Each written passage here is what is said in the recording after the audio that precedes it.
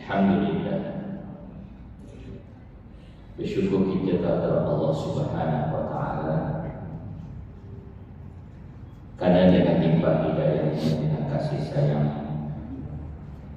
sehingga saat ini kita masih diberi peluang oleh Allah Subhanahu wa Ta'ala. Alhamdulillah, kita telah selesai menunaikan waktu subuh berjamaah.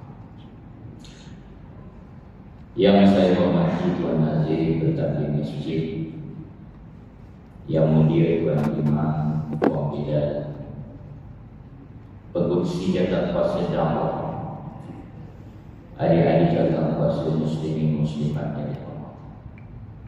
Semalam ada kekeliruan tazkirah malam, jadi tak dapat berhubung dengan admin. Pelarasan tak dibuat pagi ini, saya diminta isi lagi sekali lagi subuh ataupun ada ustaz yang saya main subuh.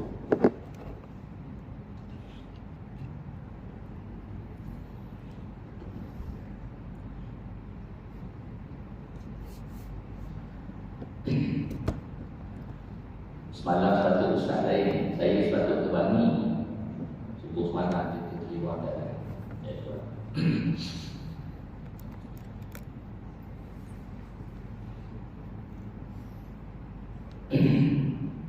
jadi saya nak menyambung kuliah semalam tentang isu Gaza di Palestin. Mutakhir yang telah kita maklum bahawa strategi Hamas di dalam menghadapi tentera Zionis adalah dengan membina terowong-terowong dan strategi operasi darat yang dibuat oleh tentera Zionis, di mana kereta-kereta tebal yang menjadi barisan hadapan diikuti oleh infanteri yang berupa tentera jalan kaki, di mana tentera ini dipecah kepada platoon, company dan juga battalion. Strategi Hamas melalui Brigade Al-Qassam ini adalah dengan menyediakan terowong-terowong yang strategik, di mana apabila tentera Israel melalui kereta-kereta kebal mereka yang canggih itu, kereta kebal yang terbaik, pejuang Hamas mereka keluar daripada lubang-lubang anak yang lubang anak dan terus melancarkan roket penangkis yang disebut Yasin 105. Strategi Hamas yang nampak tersusun ini menyusahkan operasi darat tentera Israel. Dan satu lagi strategi orang pejuang Hamas ini adalah mereka menggunakan drone, di mana drone ini dipasang kamera dan juga grenade. Drone tidak boleh dipasang oleh radar dan pergerakannya sangat licin. Dan daripada video yang kita perolehi, drone ini dilepaskan di platform tentera Israel dan unit-unit yang kecil, dan ia telah kita lihat dalam kamera itu orang-orang Yahudi ini terbunuh serta-merta, dan nampaknya dalam sejarah lebih 2 minggu ini telah memakan korban yang besar kepada tentera Israel. Tuan-tuan muslimin muslimat, semalam saya ada menguraikan tentang kepentingan Al-Quds di mana Al-Quds ini menjadi rebutan kepada puasa-puasa dalam civilization, dalam sejarah kewujudan Al-Quds itu. Dan pagi ini kita nak membahaskan tentang dakwaan orang-orang Yahudi ini bahawa mereka adalah pemilik Al-Quds ataupun tanah Palestin. Jadi adakah Zion ataupun Masjid Aqsa itu adalah milik orang-orang Yahudi sebagaimana dakwaan mereka? Kerana di dalam kitab Genesis chapter 15 ayat 1 hingga 21 terdapat perjanjian Allah dengan Nabi Ibrahim AS, di mana bagi bangsa Israel, Palestin itu adalah tanah yang dijanjikan Allah kepada mereka, yang mereka sebut the promised land,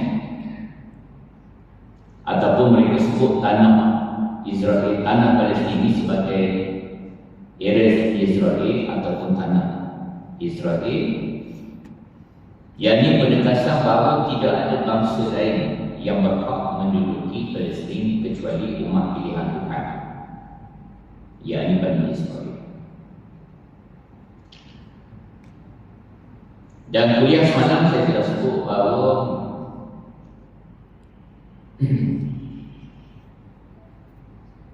orang-orang Yahudi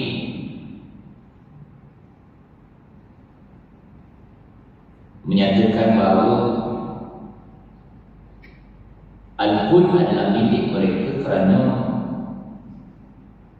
raja mereka ialah King David ataupun Nabi Daud AS yang mengasaskan Masjid Aqsa dan dibangunkan oleh puteranya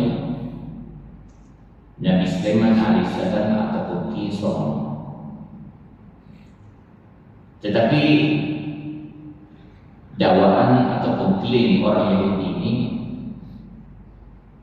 adalah salah dari sudut akidahnya, kerana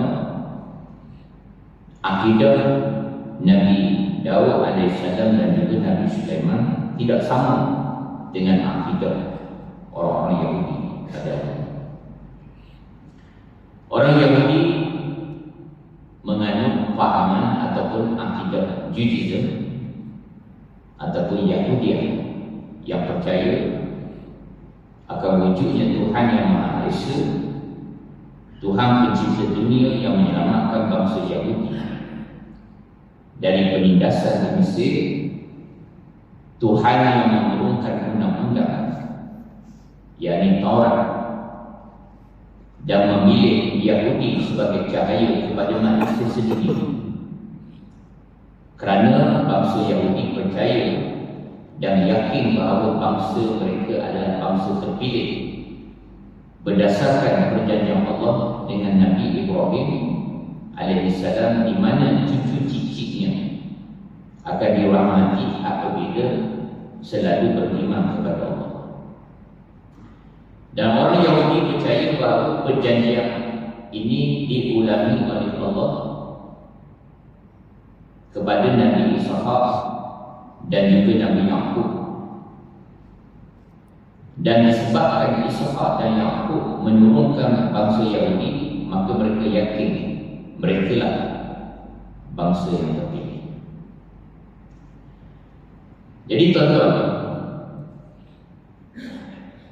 adakah benar dakwaan orang-orang Yahudi ini bahawa tanah Palestin itu adalah milik mereka? Hendaklah kita lihat dari dua sudut. Yang pertama, dari sudut sejarah. Dari sudut sejarah, adakah klaim orang Yahudi ini benar? Kerana mereka mengatakan tanah itu adalah untuk bangsa mereka. Dari sudut sejarah, pemilik kepada tanah Palestin adalah orang Arab. Orang Arab Palestin. Kerana bangsa Arab tuan-tuan adalah bangsa yang lebih tua daripada bangsa Yahudi. Yahudi ni satu bangsa lebih baru, muda 2000 tahun daripada bangsa Arab. Kerana sejak daripada zaman Nabi Nuh alaihi salam, Nabi Nuh ada 4 orang anak, Kanaan, Yarif, Sam dan juga Ham. Seorang daripada anak Nabi Nuh, yakni Kanaan, telah mati dalam peristiwa bangsa. Kerana Kanaan ini dia tidak mahu beriman kepada Allah Subhanahu wa taala dan tidak percaya kepada risalah yang dibawa oleh Nabi Nuh. Dia lemah dengan mak dia. Maka tinggallah 3 orang anak Nabi Nuh, iaitu Yarif, Sam dan juga Ham.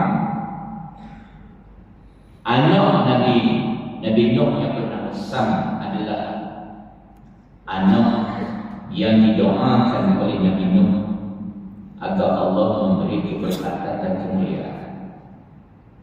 Maka sebab itu tuan-tuan, daripada Sam bin Nuh ini datangnya Nabi-Nabi besar. Nabi-Nabi besar daripada 2 keturunan yang besar, yakni keturunan Al-Faksyah yang daripadanya datang bangsa Arab. Yang pertama Arab Aribah, dan sebelah generasi selepas Sam bin Nuh datangnya Nabi Ibrahim alaihissalam, yang Allah sebut dalam Quran Nabi Ibrahim adalah bapa kepada bangsa-bangsa.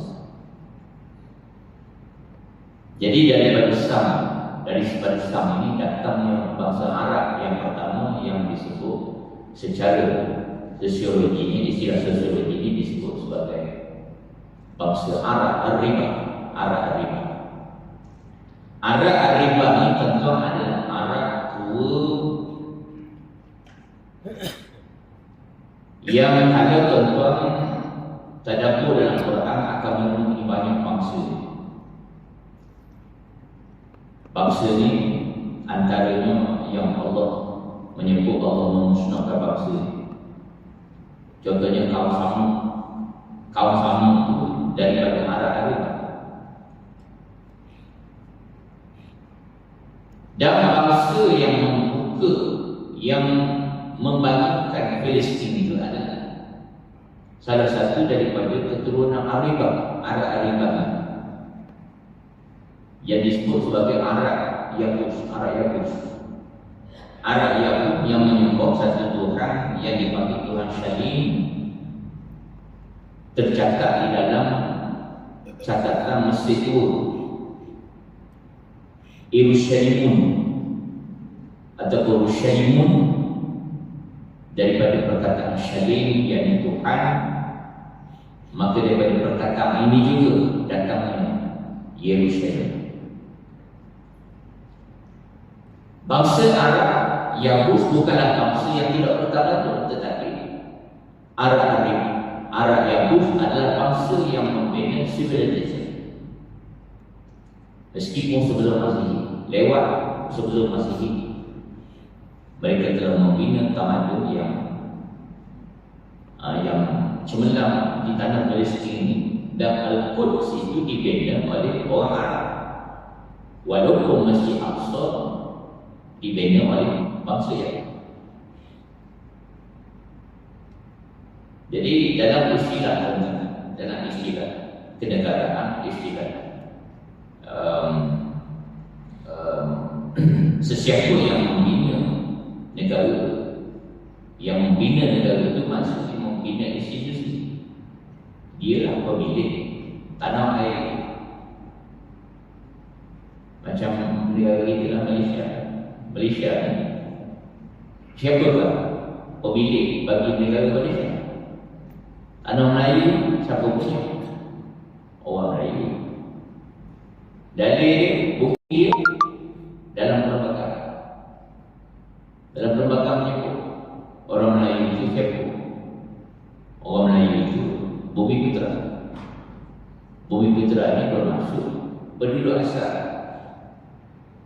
ataupun tuan kepada negara ini.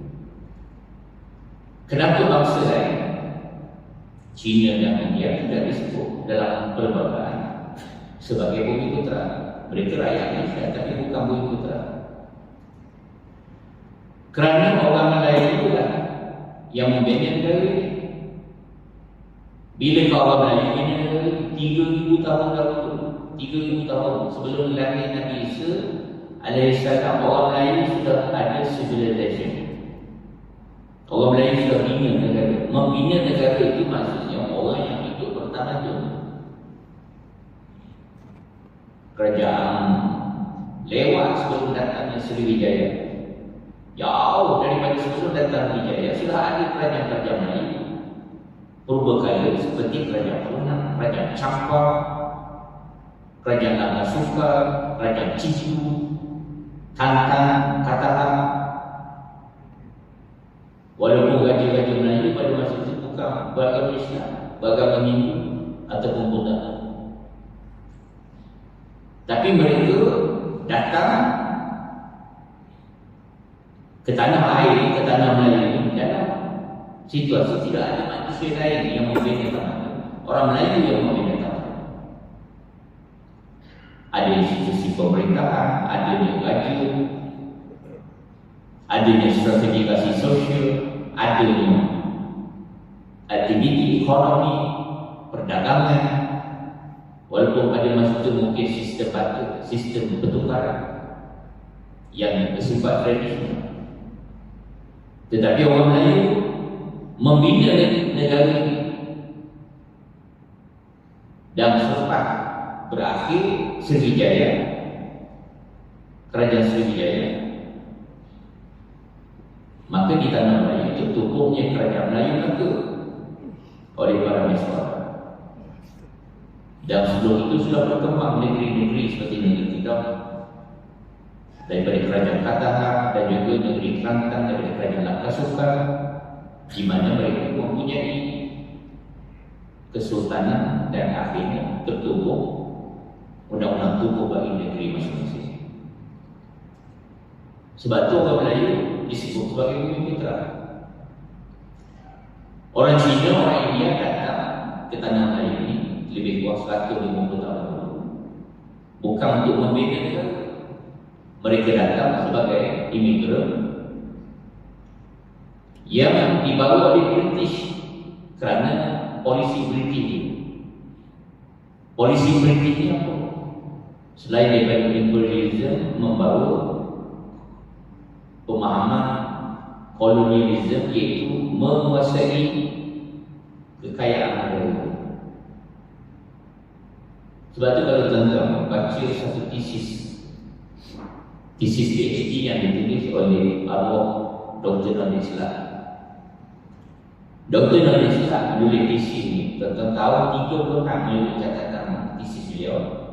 Daripada banyak tanah jajahan di dunia masa itu, tanah Melayu menyumbangkan 3/4 daripada hasil tanah jajahan British. Sebab apa? Tanah Melayu menghasilkan 2 produk utama dunia masa itu, tekak dan juga timah. Kalau hari ini bawa petroleum apa? Sumber utama dunia. Dan dia memberi kekayaan kepada British. Kemakmuran British disumbangkan oleh tanah Melayu. Ini catatan oleh tesis Dr. Nadir Islam atau pemberian tesis.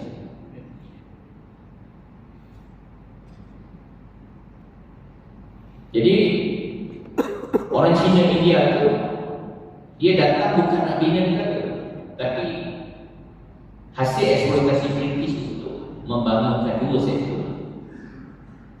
Sebab masa itu berlaku revolusi industri di England masa itu. Kebetulan ada penciptaan tayar berangi. Tayar berangi, tayar kereta kita sekarang. Sebab sebelum kita pakai tayar kereta berangin macam daripada ketok asli. Dulu kita pakai belum pakai tayar mati. Tayar mati ni. Selepas tercipta tayar berangin itulah kemajuan ketok masa itu di tanah Melayu. H.N. Bradley, orang British dulu lah, yang mengembangkan ketok di Malaya masa itu. Jadi sampalah di Palestin yang mula-mula membina negara itu adalah orang Arab. Kemudian daripada Yabus datangnya kelompok lebih. Kemudian daripada bangsa Yabus itu yang dipanggil orang Arab Kanaan. Orang Arab Kanaan. Sebab itu tanah Palestin dikenali sebagai tanah Kanaan. Kalau tuan-tuan baca kitab-kitab perjanjian lama, memang tersebut tanah Kanaan. Nabi Ibrahim berpindah daripada Iraq ke tanah Kanaan. Tanah Kanaan itu Palestin. Daripada Arab Arifah ini berkembang satu lagi Arab, jenis Arab. Arab Al-Aqih itu dipanggil Arab Musta'adan. Arab Musta'adan. Arab ini dia banyak menduduki di Jazirah Arab ini di satu tempat yang bernama Hadramaut di Yaman. Yang paling besar, yang paling dominan di kalangan Arab Musta'adan ini adalah Arab Jurhum, namanya Arab Jurhum. Dan Arab Jurhum ini tentu adalah Arab yang memainkan peranan penting dalam sejarah di tanah Hijaz. Kerana sesudah 2000 tahun wujudnya orang Arifah ini, Arab Arifah ini, barulah lahir Nabi Ibrahim alaihissalam. Dan Yahudi dia dari mana? Daripada Nabi Ibrahim. Baru muncul orang Yahudi. Lewat 2000 tahun. Siapakah Nabi Ibrahim? Keturunan Sam juga. Keturunan Sam bingung juga, tetapi jurai yang lain. Sebelah keturunan daripada Sam bingung itu datangnya Nabi Ibrahim. Dan Nabi Ibrahim ini lahir di Babylon. Bukan lagi di Jazirah Arab, di Babylon, iaitu tempat bertemunya dua sungai, Sungai Tigris dan Euphrates. Di situ yang melahirkan tamadun Babylon, Mesopotamia kat situ. Jadi Nabi Ibrahim dari situ. Dan Nabi Ibrahim diperintahkan Allah berdakwah kepada seorang raja bernama Namrud. Tetapi dakwah Nabi Ibrahim tidak begitu berjaya. Dan sunnah, antara sunnah Nabi ini tentang adalah apabila sesuatu dakwah itu tidak berkembang, maka Allah perintahkan hijrah. Allah perintah hijrah. Dan Nabi Ibrahim tidak terkecuali, diperintahkan Allah berhijrah daripada Iraq. 40 tahun berdakwah Nabi Ibrahim hanya berjaya mengislamkan orang saja. 40 tahun. Lalu Allah Ta'ala membuat perjanjian dengan Nabi Ibrahim. Allah kata, sesungguhnya aku akan menjadikan kamu iman bagi seluruh manusia. Dan Allah kata, Allah akan memulyakan kepada Nabi Ibrahim keturunan, anak-anak. Dan Allah menyatakan bahawa Allah akan memberikan kepada keturunan Ibrahim ini tanah Palestin. Nah, itu yang diklaim tu daripada perjanjian ini lah. Tercatat, tuan-tuan boleh tengok dalam kitab perjanjian lama, Buku Genesis chapter 15 ayat 1 hingga 21 diterangkan. Tapi tuan-tuan perhati apa yang ditulis di situ. Yang Allah tulis di situ, yang tertulis di situ adalah Allah memberikan tanah Palestin kepada keturunan Ibrahim. Allah tidak sebut memberikan tanah Palestin kepada Bani Israel. Allah tertulis. Dan Allah tidak sebut Allah memberikan tanah ini kepada keturunan Yakub, tapi Allah sebut Allah akan mengurniakan tanah ini kepada keturunan Ibrahim selagi mereka beriman kepada Allah. Selagi beriman kepada Allah, orang yang beriman. Bila tak beriman kepada Allah, Allah akan cabut hak tersebut, Allah tak akan beri. Kerana daripada Nabi Ibrahim ini lah, tuan-tuan, Nabi Ibrahim ini ada dua isteri. Yang pertama Sarah ni, isteri Nabi Ibrahim yang sama-sama berasal daripada Babylon.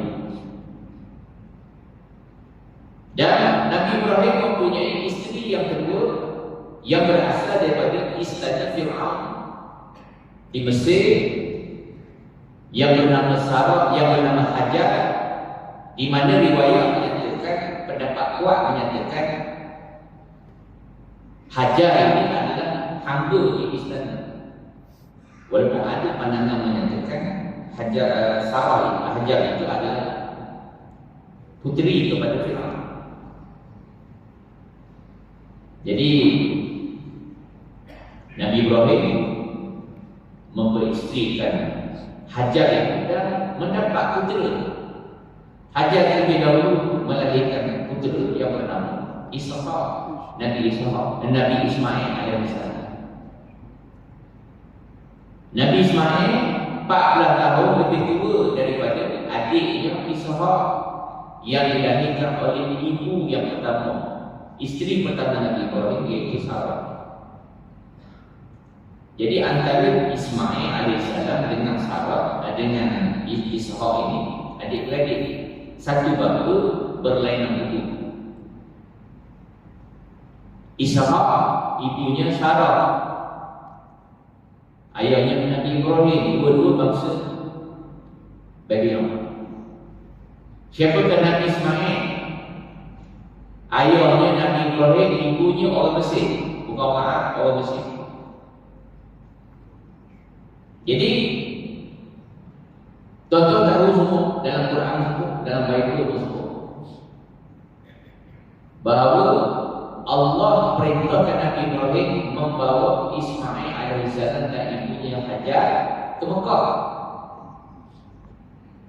Dan di situ berlaku peristiwa mukjizat sumur Zamzam. Dan Nabi Ismail alaihissalam berkahwin dengan Arab Musa'adah. Arab di Jazirah Arab, Arab Johor Bahru, dalam perkahwinan yang kedua. Dia ada 2 kali berkahwin. Perkahwinan yang kedua Nabi Ismail itulah, tuan-tuan, mendatangkan keturunan yang disebut keturunan Adnan, keturunan Nabi Muhammad sallallahu alaihi wasallam. Jadi salah seorang putera Nabi Ismail yang bernama Haidar. Haidar inilah yang disebut dalam banyak kitab-kitab orang Yahudi sebagai keturunan daripadanya datang Nabi terakhir yang bernama Ahmad. Jadi orang Yahudi ni ribu tahun dulu dia sudah tahu bahawa Nabi terakhir, yakni Muhammad ini, dia datang daripada Bani Ismail, yang dipandang rendah oleh orang Yahudi kerana menganggap Nabi Ismail itu beribukan seorang hamba. Malah lebih jahat lagi, orang Yahudi mengatakan Nabi Ismail itu tidak sah, anak yang tidak ada nasab, sebab anak hamba. Sedangkan di dalam Alkitab sendiri mengisahkan bahawa Nabi Ibrahim menikahi Hajar, ibu kepada Nabi Ismail. Jadi daripada Haidar ini datangnya Adnan, daripadanya datang Kinanah, daripadanya datang satu puak yang hebat di Mekah, daripada keturunan Husay bin Kilab bin Marah. Jadi daripada Husay itulah datangnya istilah Quraisy. Quraisy, daripadanya datang Bani Hashim, daripadanya datang Bani Abdul Muttalib, daripadanya datang Nabi sallallahu alaihi wasallam. Jadi Nabi Muhammad itu orang Arab campur, keturunan Arab campur, yakni antara Arab Jurhum dengan bangsa Bani. Arab Jurhum dengan bangsa Bani. Jadi orang Arab ini adalah orang Arab campuran daripada keturunan Nabi Ibrahim dan juga keturunan Arab. Arab yang mula membuka tanah Palestin adalah Arab. Jadi dari segi hak, siapakah pemilik tanah Palestin itu? Orang Arab pemilik dia, bukan orang Yahudi. Dan perjanjian Allah yang akan memberikan tanah ini kepada keturunan Nabi Ibrahim tidak terbatas kepada bangsa Yahudi, bukan kepada keturunan Nabi Yaqub saja. Memang Allah beri kepada keturunan Nabi Yaqub, yakni Bani Israel, ketika pemerintahan Raja Qadun, Raja Nabi Daud dan juga Nabi Sulaiman. 3 raja ini. Kira-kira 100 tahun bangsa Israel mendapat kerajaan di tanah Palestin. Tapi sampai takat tu je, sampai Nabi Sulaiman je Allah bagi. Selepas tu Allah tarik-tarik. Kenapa Allah tarik-tarik? Kerana Yahudi bangsa yang membuat kerosakan di muka bumi. Allah telah sebut dalam Quran, sebab Allah menarik hak ke atas orang Yahudi ni, hak mereka, perjanjian Allah yang Allah janji di tanah ni, Allah dah tarik lah. Di mana disebut dalam surah Al-Baqarah ayat 124, A'udzu billahi minasyaitonir rajim, wa idh ibtala Ibrahim rabbuhu bikalimatin fa'atammahunna qala inni ja'iluka lin-nasi imama qala wa min dzurriyyati qala la yanalu ahdiz zalimin. Yang bermaksud, dan ingatlah ketika Ibrahim diuji Tuhannya dengan beberapa kalimat, yakni perintah dan larangan, lalu Ibrahim menunaikan. Allah berfirman, sesungguhnya aku akan menjadikan kamu imam bagi seluruh manusia. Ibrahim berkata, dan saya mohon juga dari keturunanku. Allah berfirman, janjiku ini tidak mengenai orang-orang yang zalim. Siapa kau zalim? Bani Israel, satu bangsa yang zalim. Kenapa Bani Israel zalim? Zalim. Apa kerosakan mereka buat di muka bumi? Nak cerita tentang selepas wafatnya Nabi Sulaiman. Orang Yahudi ini balik kepada perangai lama dia. Seperti zaman Nabi Musa, mereka menyembah patung anak lembu. Selepas wafatnya Nabi Sulaiman, orang Yahudi menyembah berhala tetap. Disembah berhala. Berhala tu berhala Baal. Berhala Baal ni berhala orang-orang Arab Palestin sembah sebelum tu. Dia pula sembah berhala Baal. Dan orang Yahudi ni tetap. Satu lagi, ni selepas daripada wafat Nabi Sulaiman, ni cerita selepas Nabi Sulaiman, banyak lagi Nabi-Nabi. Nabi-Nabi yang tuan-tuan mungkin jangan tengok, kerana Nabi-Nabi ni tergolong dalam Nabi yang tidak wajib kita ketahui. Tapi ada seorang Nabi yang cukup istiqamah, Nabi Bani Israel, namanya Nabi Jeremiah. Nabi Jeremiah yang kata, dia pada masa itu, Nabi Jeremiah ini Allah putuskan ketika bangsa Yahudi betul-betul gila. Pada orang Yahudi pada masa itu, mereka menyembah satu pohon. Mereka menyembah satu pohon, yang ini pohon disebut pohon conifer, pohon conifer. Masa itu kan dunia masa itu manusia dunia masa itu banyak menyembah pohon ni, dipanggil pohon konifer. Pohon konifer ni pohon yang dianggap suci. Pohon konifer ni pohon, mau kita faham ni pohon Christmas. Pohon Christmas ada tuan-tuan pergi mana sebab macam di Bandung, tuan-tuan pergi Bandung, Indonesia kan, dia ada tempat nanti kan. Dalam nanti itu tuan-tuan tengok nampak banyak pohon konifer. Ataupun tuan-tuan pergi ke Keningau, Sabah, tempat tinggi ni kan, tuan-tuan tengok pohon yang bentuk yang macam Christmas tu bila dia sampai dalam 1,200 meter daripada arah laut, dia akan tumbuh pohon tu. Dia panggil pohon konifer. Pohon Christmas ni macam-macam lah. Macam-macam jenis pohon ni. Jadi pohon ni tuan-tuan, pohon ni lah yang jadinya pohon Christmas. Yang orang Kristian dia cedok daripada amalan orang Babylon menyembah pohon konifer ni. Dia buat masuk dalam agama Kristian jadi Christmas, jadi hari Christmas. Dalam Kristian ni apa tempat baru ada Christmas. Sebelum tu tak ada Christmas. Tak ada Christmas. Christmas hanya ada pada abad keempat. Sesuatu yang baru. Jadi pohon ni dipercayai di dalamnya ada roh cucu Nabi Nuh yang bernama Marak. Yang legendarnya, sejarahnya, kalau tuan-tuan tengok di tepi-tepi jalan tu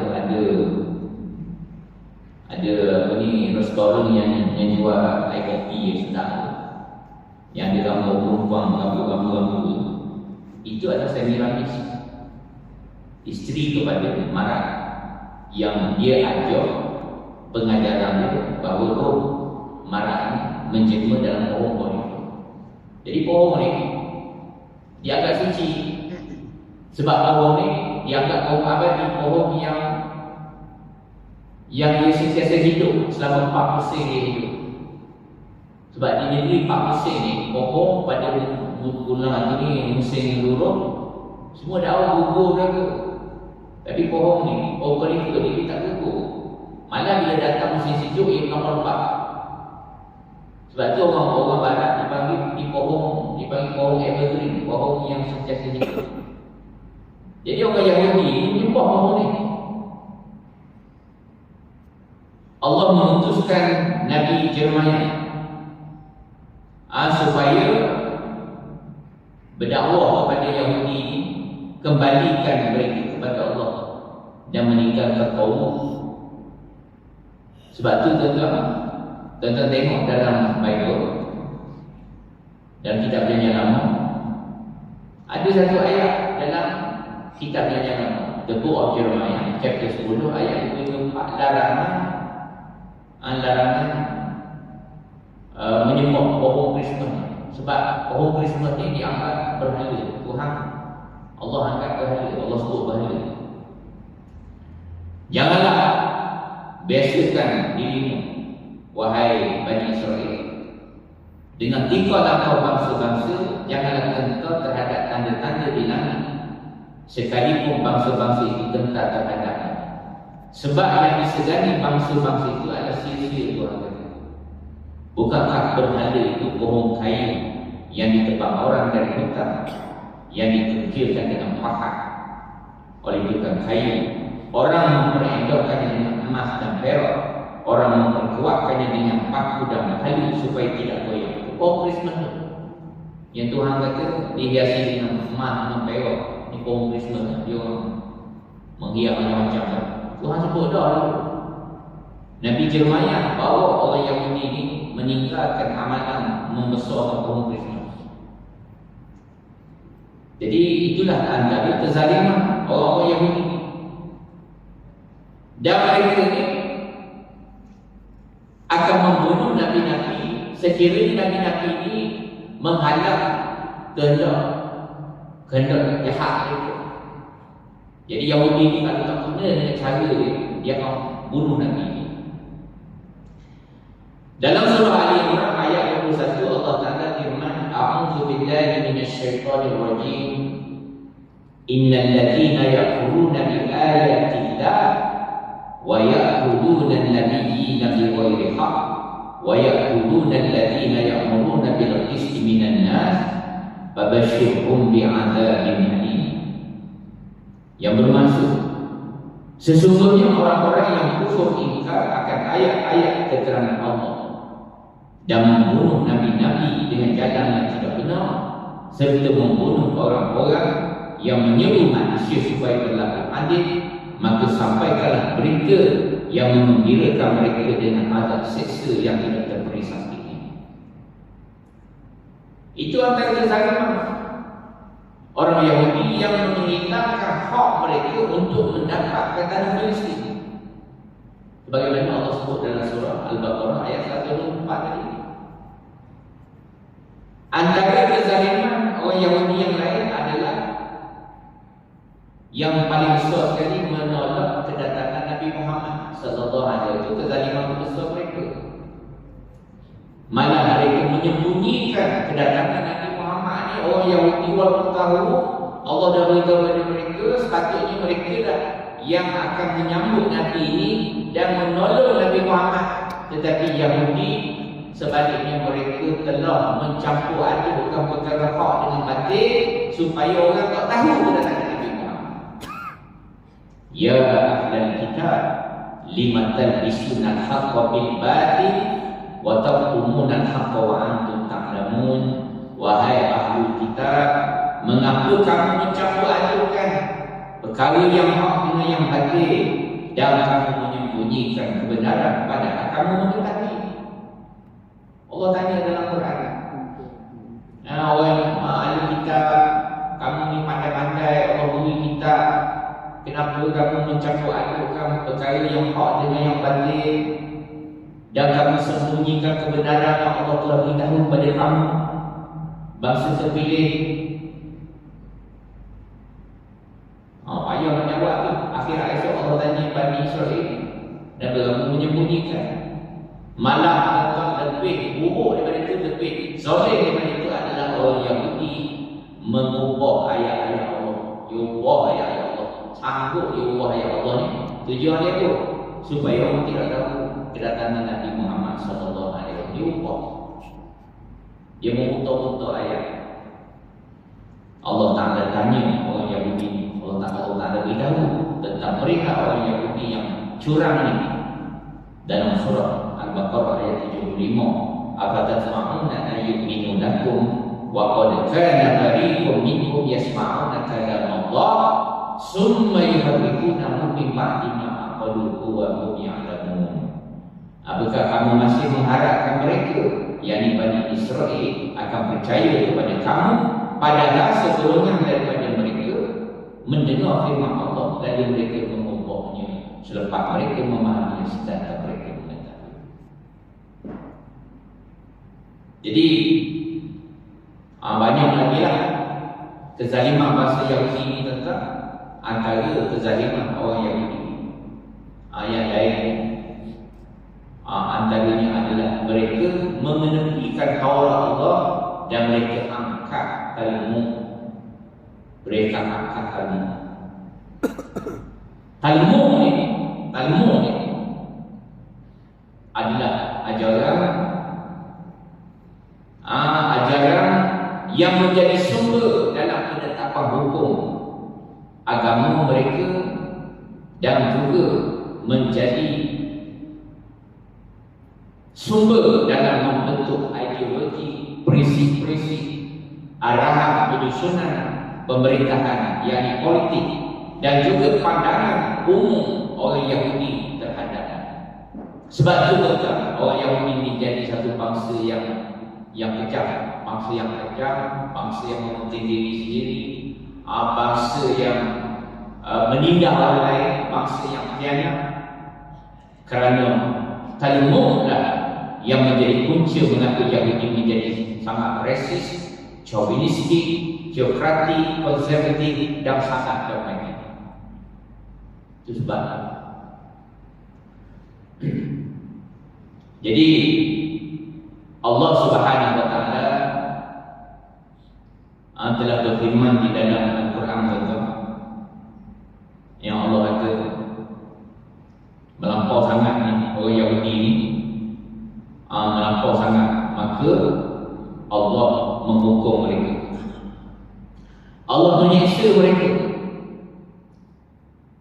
Dan Allah berfirman di dalam surah Al-A'raf ayat 166 hingga 167, maka setelah mereka bersikap sombong terhadap segala apa yang di dalam, kami katakan kepada mereka, jadilah kamu kera yang ini, dan ingatlah wahai Muhammad ketika Tuhan memberitahu bahawa sesungguhnya Dia akan mengirim orang-orang yang akan menimpakan azab yang seburuk-buruk kepada mereka, yakni orang Yahudi sampai hari kiamat. Sesungguhnya Tuhan sangatlah cepat siksaannya, dan sesungguhnya Dia Maha Pengampun lagi Maha Penyayang. Jadi tuan-tuan, selepas Nabi Sulaiman wafat, bila Allah hantar Nabi Sulaiman datang musnahkan Masjid Aqsa, kemudian orang Yahudi dibawa ke Babylon jadi hamba, kemudian waktu tahun selepas itu mereka kembali ke Palestin, bina lagi Masjid Aqsa yang kedua. Allah datangkan lagi kuasa-kuasa yang lain, banyak lagi orang Yunani datang, kemudian orang Rom pula musnahkan rumah ibadat Nabi Sulaiman. Masjid Aqsa dimusnahkan bagi kali kedua, dan selepas itu orang Yahudi tak dapat lagi membina Masjid Aqsa ini. Kerana apa? Hak itu telah dicabut, Allah telah cabut hak mereka untuk memakmurkan bumi Palestin. Lepas itu orang Yahudi dia jadi bangsa diaspora. Diaspora ni bangsa yang tidak ada di pertiwi, berkata-kata dia duduk di mana-mana tempat dia akan dibinasa. Itu adalah hukuman Allah terhadap mereka. Mereka pergi ke Eropah, mereka dilayang dengan buruk oleh orang-orang Kristian di Eropah. Kalau di Spanyol terkenal negeri penyembelih orang Yahudi.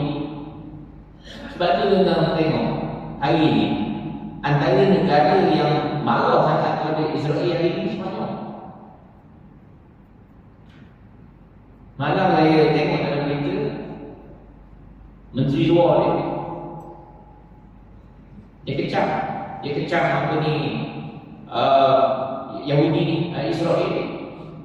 Negara Islam tak berani nak mencam Israel seperti yang semua dibuat oleh negara yang pernah dijajah oleh Spanyol. Contohnya Bolivia.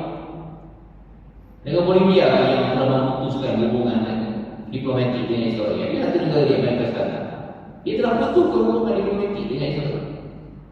Kalau tak siap Bolivia pasti negara Selatan Cek. Dia telah putuskan hubungan. Sebab orang Spanyol lama membenci Yahudi ini.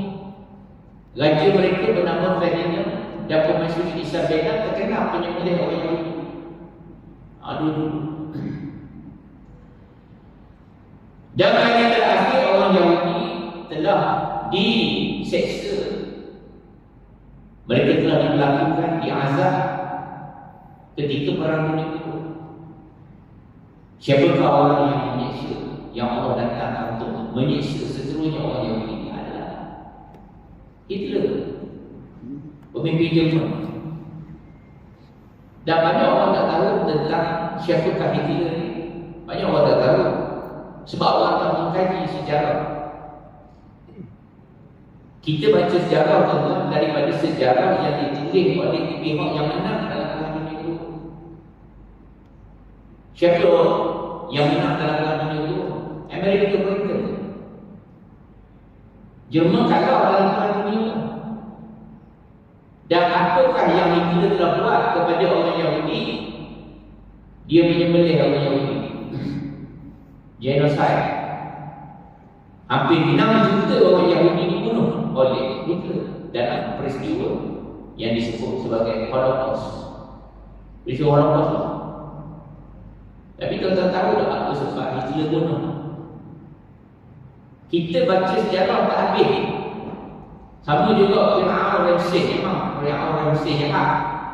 Fir'aun Ramsey jahat kata sebab menindak Bani Israel. Tapi tuan-tuan tahu tak kenapa Fir'aun Ramsey menindak orang Yahudi? Siapa pernah dengar cerita kenapa Ramsey marah sangat kepada orang Yahudi di Mesir? Sehingga Allah putuskan Nabi Musa bagi menyelamatkan kaum. Dan kaum ini kaum yang sentiasa membuat kerosakan. Nabi Musa menyelamatkan satu kaum yang membuat kerosakan di muka bumi. Bukan satu bangsa yang mulia. Malah mereka walaupun diselamatkan oleh Allah, diselamatkan oleh Nabi Musa, mereka tetap menentang syariat Allah. Di bangsa yang ini tetap menyebut berhala patung anak lembu. Orang Yahudi ini kata ketika pemerintahan orang Mesir, dia telah bersekongkol dengan satu puak Asia yang mengampak kuasa di Mesir, namanya puak Hakios. Hakios ini adalah satu kumpulan orang luar yang menjajah Mesir. Dan mereka ini disokong oleh Bani Israel. Jadi Bani Israel ini dia khianat terhadap orang Mesir asal di tanah air itu.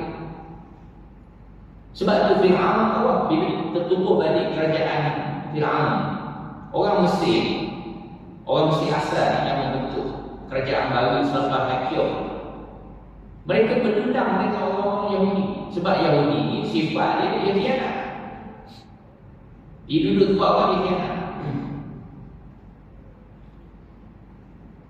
Kenapa dia kena bunuh orang Yahudi? Sebab orang Yahudi sabotah negara Jerman. Kenapa Yahudi sabotah negara Jerman? Sebab Yahudi tahu bahawa Jerman ni satu kuasa yang dekat dengan Islam. Jerman ni tuan-tuan kaji sejarah Jerman. Tuan-tuan bacalah sejarah Jerman daripada mula. Daripada pembentukan Empire Prussia dulu. Orang Yahudi ni, orang-orang Jerman ni rapat dengan Islam. Tuan-tuan pernah dengar nama-nama ni? Sultan Abdul Hamid II, abad ke-19. Sultan Abdul Hamid II, dia sangat rapat dengan Otto von Bismarck. Otto von Bismarck ni adalah pemimpin Prussia yang menyatukan Jerman. Otto von Bismarck ni menjadi penasihat kepada Sultan Abdul Hamid dalam membentuk tentera di Uthmaniyah, tentera moden. Tuan-tuan boleh dengar nama seperti Colonel Montegos, pengarah Akademi Ketenteraan Turki. Tuan-tuan pernah dengar nama seperti Raja Wilhelm, Maharaja Wilhelm Jerman. Maharaja Wilhelm ini digelar Haji Wilhelm. Dia sangat pro kepada Islam. Dia sangat dekat dengan Islam. Jadi orang Yahudi melalui Zionis, mereka anggap Jerman ini adalah kuasa yang akan menghalang rancangan Zionis untuk menumpukan negara Israel di tanah Palestin. Itu sebabnya. Jadi bila orang Yahudi mensabotkan negara Jerman dalam Perang Dunia Pertama, sebab Yahudi ini dia berkuasa ekonomi, dia sabotkan negara Jerman kalah dalam Perang Dunia. Dan Jerman terpaksa menandatangani satu perjanjian yang dipanggil Perjanjian Versailles. Perjanjian itu, dan perjanjian itu Jerman terpaksa serah tanah air mereka, wilayah yang kaya dengan arah batu kepada kuasa-kuasa mereka, dibagi-bagi. Sebab itu saya sebut malam Yasser Arafat tanda-tangani perjanjian damai dengan Shimon Peres di bawah tajaan Amerika Syarikat tahun 1993 melalui perjanjian Oslo 1 dan 2. Orang Palestin anggap itu adalah perjanjian Versi Palestin. Perjanjian yang pernah dipaksa kepada Jerman dalam Perang Dunia Pertama, selepas Perang Dunia Pertama. Sebab tu orang Palestin tubuh Hamas. Syekh Ahmad Yassin tubuh Hamas. Harakat Islamiah, Harakat Mukawamah Al-Islamiyah atau Muhammad ditubuhkan tujuan dia untuk menentang pendekatan sekular PLO dalam menangani isu penjajahan Yahudi ke atas tanah Palestin. Jadi tuan-tuan, ni cerita akhir sekali. Cerita penubuhan negara haram Israel di bumi Palestin. Dia sudah bermula 150 tahun. Itu pada awal abad 19 apabila terbentuknya Zionisme.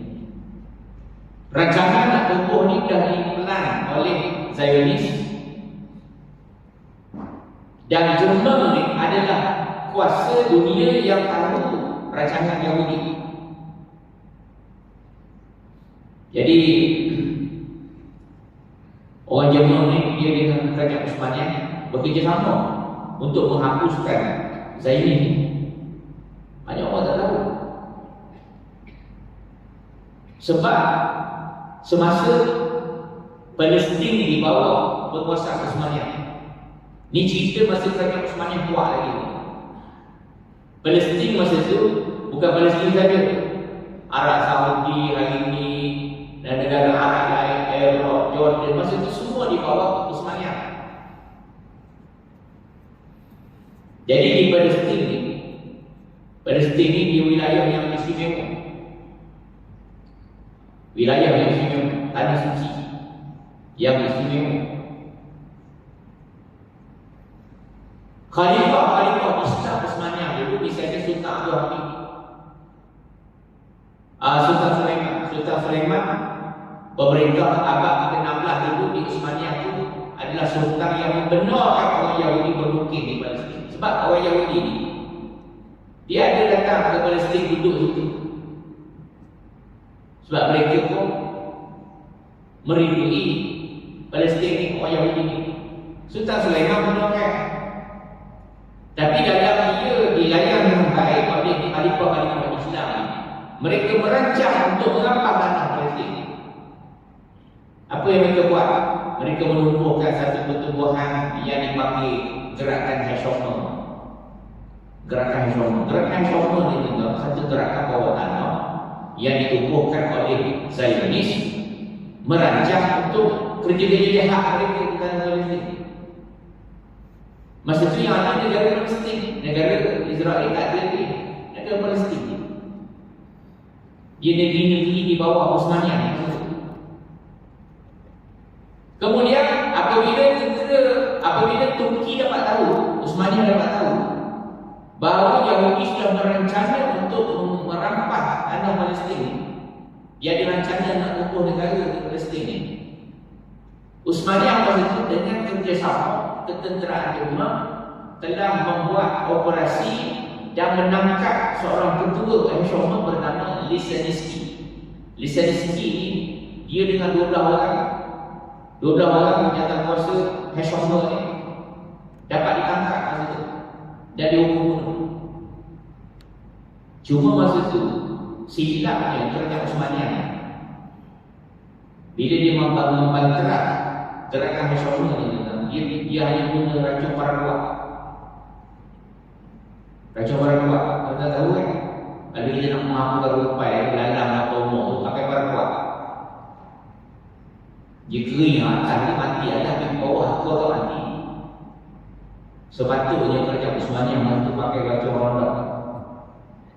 Sebab racun rondak ni sepak aku dia habis. Saya tahu saya kena pergi lalang tu. Racun paraquat tu mandi gitu tak takut. Racun rondak tu tak. Masa saya kerja tu, masa tu sembuh-sembuh tu jadi air mandi. Masa zaman sekolah tu racun rondak ni dia mahal, tapi dia berkesan. Kalau kita racun lalang tu akor dia ni, Uthmaniyah dulu dia tak sampai ke akor. Hashomer ni tak hidup. Dan tuan-tuan tahu, pada tahun 1920, sama 20, abad ke 19? Nah, abad ke 20, 1920, British berjaya menjajah tanah-tanah Arab ini. Kerajaan Utsmaniyah masih itu runtuh. Kerajaan Utsmaniyah runtuh dan naik Kamal Atatürk. Apa berlaku kepada Palestin? Palestin dijajah oleh British. Dan bila Palestin dijajah oleh British, maka orang-orang Yahudi yang berniat untuk menubuh negara Israel ini mendapat lesen besar. Dan gerakan Hezbollah ni dia mengembangkan lagi perjuangan dia dengan menubuhkan satu pasukan gerila. Gerila ini namanya Irgun Haganah Alwi. Irgun Haganah Alwi ini adalah kumpulan pengganas yang mula-mula mengampah tanah rakyat Palestin. Mereka lah buat mula-mula. Irgun Haganah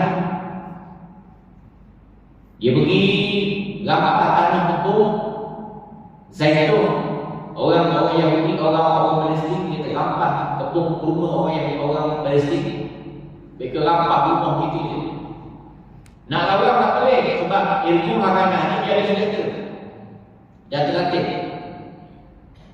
Sikit dia gampah tuan. Akhirnya tahun 1948 British dan Amerika isytihar Perisiaran Balfour menubuh negara Israel. Negara Israel di atas tanah Palestin secara paksa. Dan siapakah arkitek di sebalik penubuhan negara Palestin? Tuan-tuan tahu dulu kubur dia dekat Cerah. Dekat Cerah Cemetery ada kubur dia. Nama dia Henry Lee. Henry Lee ni tuan-tuan, siapa Henry Lee ni? Kita kat Malaysia ni semua nama dia jalan Geni, sekolah Geni. Padahal kita tahu tak siapa Henry Lee? Henry Lee ni seorang general yang pakar dalam peperangan gerila. Dialah general yang melatih Irgun Haganah untuk menjadi pasukan tulang belakang negara Israel. Bila terbentuk negara Israel ini tentang Irgun Haganah pula yang menjadi tulang belakang kepada ketenteraan negara dia. Sebab tu Irgun Haganah ni oleh kerana pengalaman dia dalam ilmu peperangan, dia menjadi pasukan tentera yang berkesan dalam sebuah negara Israel. Sebab tu masa perang dengan Arab tahun 1967, 6 hari saja Israel dapat mengandalkan semua negara Arab. 6 hari. Salah satu puncanya adalah kerana kehebatan Irgun Haganah yang dilatih oleh Henry Lee. Apa yang berlaku tahun 1948? Sesudah tertubuhnya negara Israel, apa yang berlaku di Malaya, negara kita? Khomeini mengangkat senjata PKM, Parti Komunis Malaya, angkat senjata, dia serang peladang Eropah di atas Pasifik. Dia bunuh beberapa orang peladang Eropah di atas Pasifik. British pun isytihar emergency, isytihar darurat di tanah Melayu. Henry ni dipanggil mari ke tanah Melayu, mari segera. Kamu ni bijak menangani pengganas, kamu bijak menangani gerila, mari sini. Henry ni balik, datang ke tanah Melayu, jadi insurgen ini semasa emergency. Terus balik ke tanah Melayu dan Henry ni lah Persuruhan politik masa itu yang berjaya merencanakan strategi untuk menghapuskan Parti Komunis Malaya. Sebab dia ada pengalaman di Palestin. Sebab itu tuan-tuan, Komunis ini sangat berdendam dengan Henry Lee.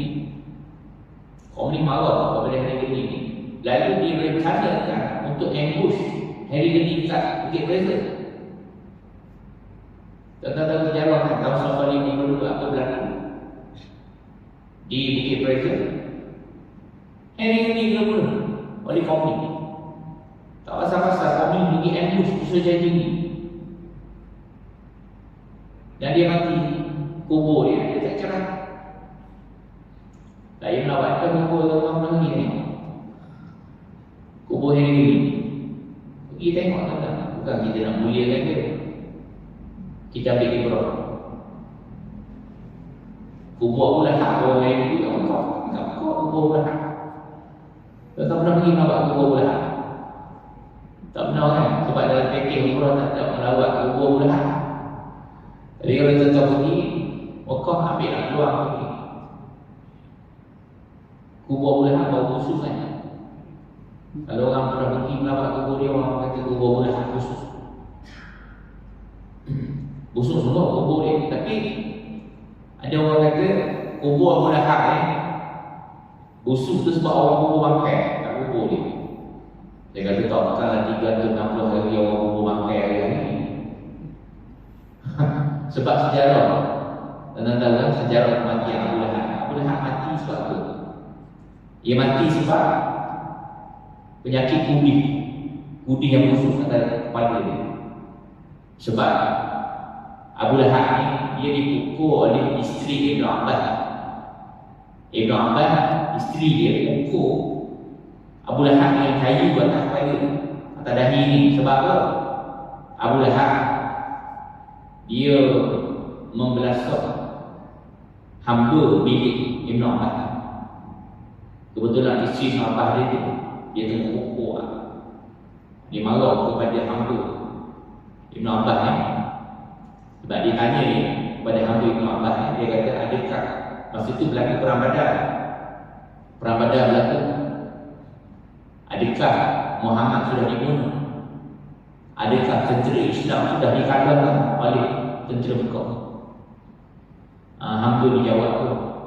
Dia kata sesungguhnya Allah akan memberikan kemenangan kepada Muhammad, kepada Islam. Ayo di karakter pula tu, di karakter pula tu. Isteri nak pukul dengan kayu sehingga luka. Rupanya Abu Lahab ni kata dia mengidap penyakit kusta. Penyakit kusta ni dia tak boleh dipukul. Kalau dipukul kulit dia menyebabkan virus tu aktif. Orang penyakit kusta kalau dicedera, virus dia akan aktif.